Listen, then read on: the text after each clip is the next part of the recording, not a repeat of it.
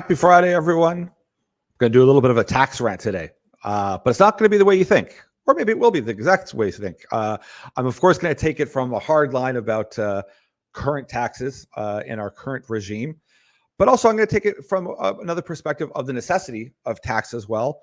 Being in an extremely highly taxed country like Canada, we celebrated our Tax Freedom Day on June 13th. And the average Canadian family now pays 44.6% of their earnings, of their hard work, goes to pay the government. And depending on where you sit on things, you're either perfectly fine with it. That tends to be you're a very far left thinking individual, or that you have a bit of a problem with that because for a number of reasons. It's a big chunk of your income is going to pay government employees and government services and whatnot.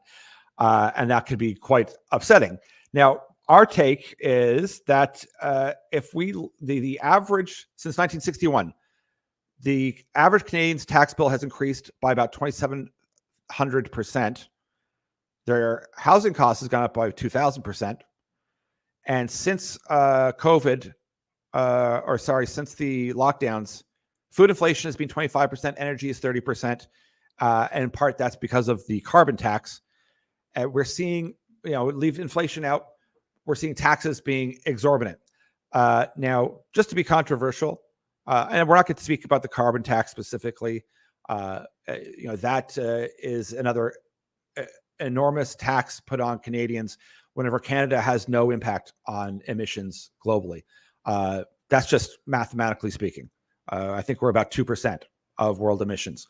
Of course, then, climate NGOs and lobbying groups will say, well, but per capita, it's very high. It's like, well, it's not relevant per capita. We don't have 1 billion people living here, and we shouldn't either. We have the amount of people, we have too many people living here for one, because we don't have the services, which someone might argue, well, you need to have more taxes then. But we want to take it from a point of view that back in the 50s, 60s, you would have to have a one household earning family. You could live on that. You could have a home. The livability, cost of living was wonderful, and your lifestyle was much better. And then, of course, people will say, yeah, that's not everyone. Well, it's never for everyone. There's not a single country in the world that everyone gets to live a certain standard, except if you look at North Korea, Venezuela, communist countries in which everyone is basically at the starvation and poverty level. That's easy to do. So a rush to the bottom is always the answer for people that want that equity or fairness of outcome, which never works, never has worked, never can't point to a single time that it has worked. But yet we'll try again and try again. So what I'm trying to say is somewhere between those extremes of, say, vulture capitalism, which we certainly have seen and get to see a lot of,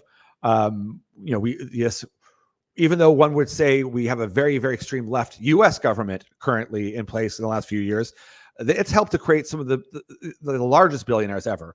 And it's helped to fund billionaires with its policies going to big tech and not going to the people.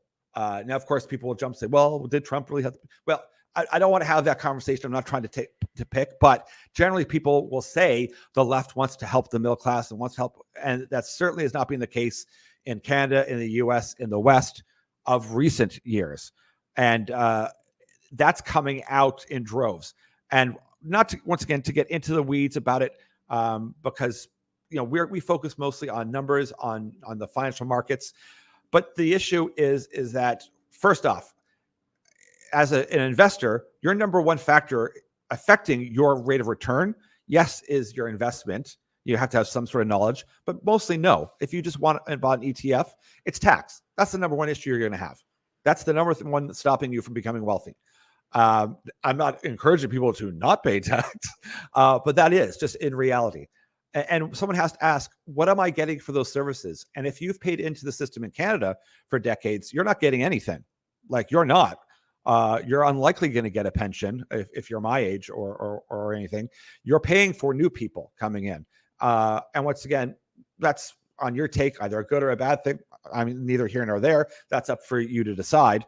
The issue becomes, and this is going to tie into something where I actually agree with Bernie Sanders, is are you actually taking care and making commitments and the promises that being held to the people that have been here, like my parents, like grandparents for decades and decades and have paid into a system?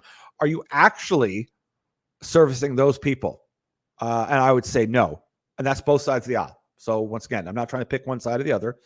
And let's pull up this Bernie Sanders quote that I actually liked, and I like, for me, I kind of put, even though I don't agree with Bernie Sanders on many things, this is a great thing on a number of levels. And once again, this would be as to why someone would say we need to have taxes. Yes, you need to have taxes to pay for hospitals. To some degree, it does go into infrastructure. To some degree, it does go into healthcare. In Canada, certainly does. But for firemen, policemen, you name it, all those services are needed that aren't going to give you a return on investment, but they're going to create the environment for possibility. Education, all of these things. So you obviously need to have it. But whenever you give trillions of dollars in tax breaks to billionaires, and that goes for certainly in Canada, and certainly the government themselves have given billions to Volkswagen. And we certainly see that with the Inflation Reduction Act, billions being just granted and given to causes that they would agree with, and that tends to be big tech, and making them very wealthy. Is if you're able to bail out those companies and give them money, and banks are right there as well. Like we all remember Occupy Wall Street, 2008, and that debacle. Why can't you support the actual retiring working class? And I don't mean just working class, any class, like just people have put in 20, 30, 40, 50 years of hard work. I know the answer is that there's no return on it. And that's a sad reality to look at. Is they go, well, we haven't invested properly in our pension systems and in our money. We've made commitments we can't make. We've given the money elsewhere. So, even though you've put into it, you're not going to receive that value. And that's tough, because it matters, because you're giving your money in taxes. And I think most people are aware that it was a war tax that this originated from, that never ended. You're giving in theory, as a trade-off for services. And one has to ask themselves, are they receiving those? Are they receiving the best policing? Are they receiving the best healthcare? Are they receiving for the amount that they're putting in? And I'll just focus on Canada for now. You're not. I mean, the nightmare of our healthcare system is shocking. We don't have a military, so we aren't a world police. The U.S. can say, listen, we're a world police. We need a ton of money. It costs a ton to try to at least historically, not certainly the last couple of years, to be there and to either stir things up or to police things. That costs an incredible amount of money that one could argue it's tough then to go into a lot of services. Canada doesn't have that excuse. In the last 10 years, certainly 8, they've pretty much defunded any kind of military. We don't have that burden. We go, well, then how is it possible that we're not doing a good job on taking care of the people? Well, without getting into immigration and in detail, whether you need it or not, let's leave that alone. But if you're going to have immigration, how many hospitals do you need per million of extra people that you bring in? That would be an interesting thing the government should look into. And why do we not have more hospitals to service the amount of people that we have in? Why do doctors flee Canada to go work elsewhere? And then the narrative being, oh, we need to bring in doctors from elsewhere. Well, because you won't pay them. So you don't want to pay them. So the ones that have been trained here for decades leave. So a lot of this is an ideological bent that's in there, that this narrative, oh, we need to bring in other people because no one in the country will do the job. It's like, well, they won't do it for a fair value because you've inflated things so much and you destroyed some other, factors out there to such an extent. And you've made the country kind of uninvestable for a large part. And that has in a large part due to taxes. And I am, once again, in favor of having a tax. People should pay for things. And I'll just be as a devil's advocate, is if we actually lived in a democracy, and I know that we live in a liberal democracy, which isn't really, it's a far left, as close as you can get to a socialist democracy type. Why wouldn't we be able to allocate our funds in our own taxes and say, I think 10% of my tax should go to this, 20 to that, and then see what the people actually want, instead of it being, well, we live in a representative. The representative model doesn't work, and we live in a day now where blockchain, the ability to poll people, the ability for people to actually have a say in things is quite simple and quite easy.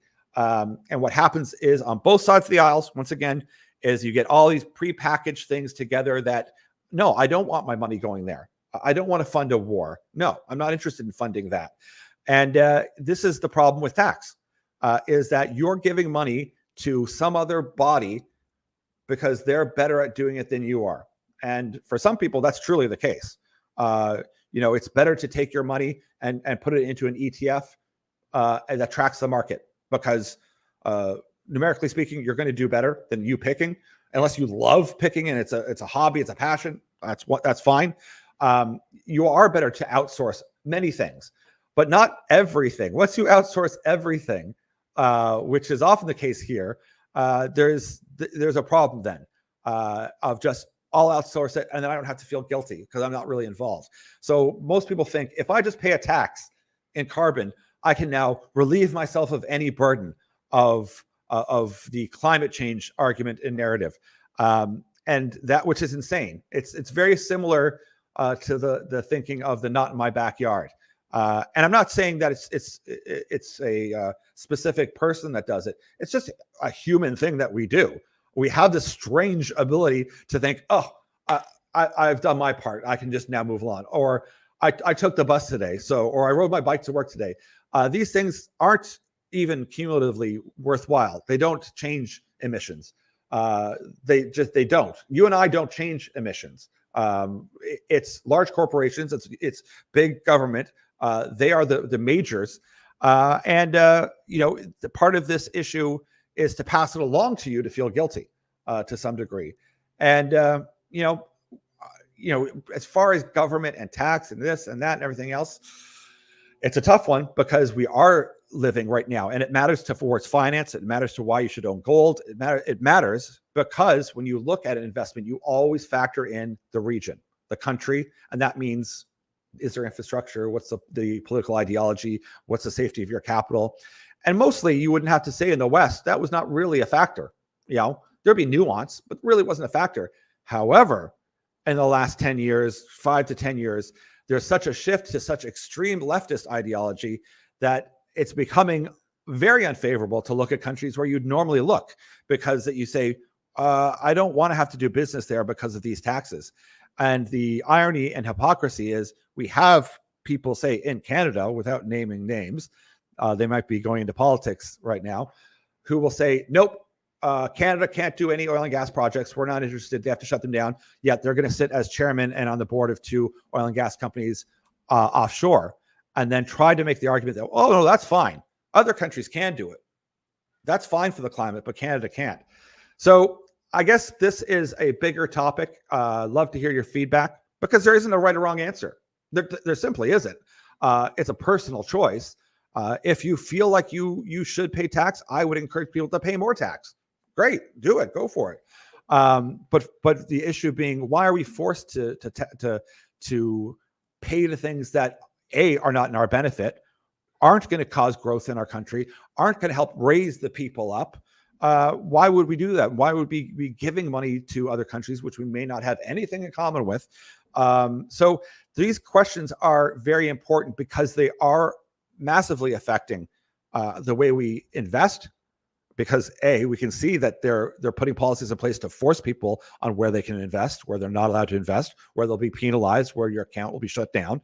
And all of these things are extremist, authoritarian, totalitarian things, which do not lead to open markets, that do not open trade. They do not provide growth. And, that is the troubling factor. So for me, the question is, can we get more back into the middle?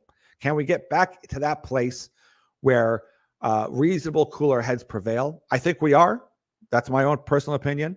We're seeing a huge shift, momentum as the pendulum has swung so far one way. Hopefully it doesn't go too far to the right either, because that's no fun.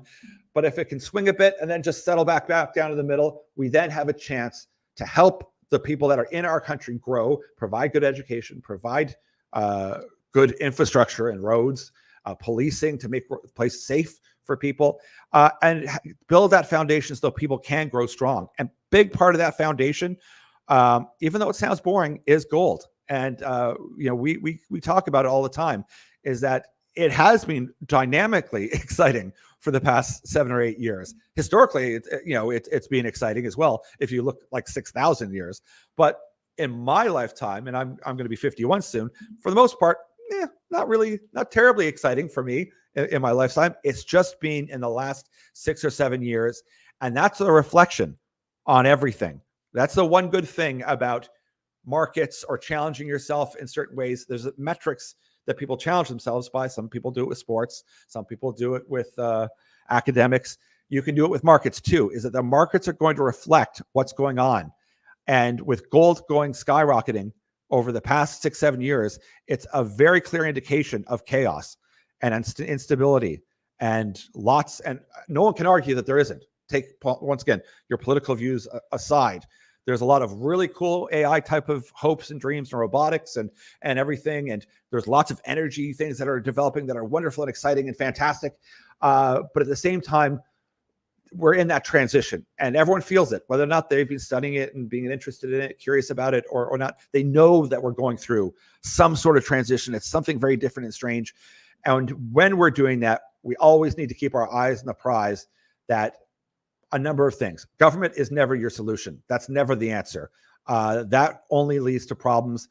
You don't have to spend more than 5 minutes looking up the failures of far left policies in communism. It always has failed, and it doesn't deserve another debate. You can even ask AI chatbots, on that, and those are very highly biased as well. So listen, there's a need for tax in order to benefit the people of the country and to help raise them up.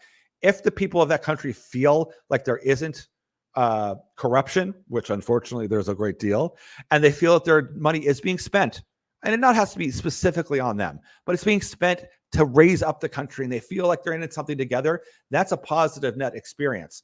We don't have that right now, and we do have a lot of division. And the best thing we can do is, instead of pretending that division is our strength, that polar opposites are good, is that we should try to focus on like actual reality in which similarities are our strength, and enhancing those similarities and funding our strengths and funding merit. That's the way to go. So as I sum this up, I'd love to kind of hear your suggestions and your thoughts. The foundation as for the economy is still gold. People will argue that Bitcoin has a place. I'm happy to agree. I don't think there has to be an argument. We see that Bitcoin's popped up again. Same with gold. For me, as far as risk return, gold is significantly better in an investment than any crypto or Bitcoin, and easier for people to understand because there isn't a huge lot of software and technology, a lot of hopes and wishes and dreams that haven't been fulfilled in that space as well. Whereas there's a lot of just boring reality in precious metals and gold. And as we keep on going through this shift, and we're not done, let's make no mistake, this isn't over. And these elections aren't going to end, and it's not going to settle anything. We're in the middle of it. And we need to really focus on all of these factors that matter and try to be as unbiased as we can, and to realize we need to have some of your opposites. We have to agree with some of their opinions, just as they need to see some of our opinions. And that's what makes an interesting life, an interesting society, an interesting culture, and an interesting country. So there's my rant for the day in the middle of August, or just the beginning of August, where people are hopefully getting out in the sun, enjoying themselves, and can have a bit of time to consider, what do you want as a future? Do you want to have, merit-based, where there's equal opportunity for people to have potential? or is it something else in which you kind of curtail the human spirit and you say, no, everyone has to have the same outcome regardless of anything else? And once again, that's up to you. That's your own personal choice. But just think of what you want for your next day to look like, for what your children's next day should look like, and is that more of a hope, or is it more of we'll settle for this? Anyways, love to hear your thoughts on that, and we look forward to catching up with you next week.